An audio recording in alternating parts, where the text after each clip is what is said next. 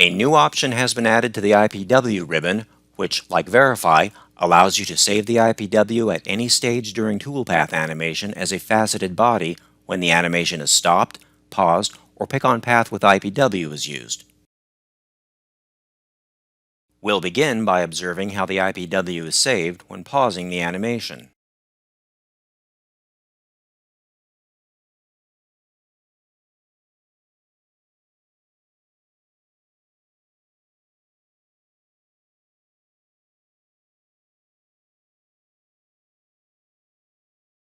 A new faceted body is created and saved in the Part Navigator.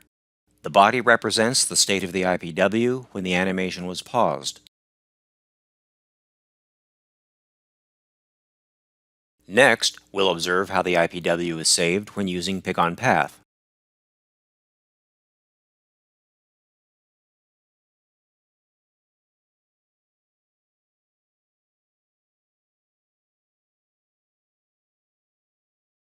The body represents the state of the IPW where the toolpath was selected.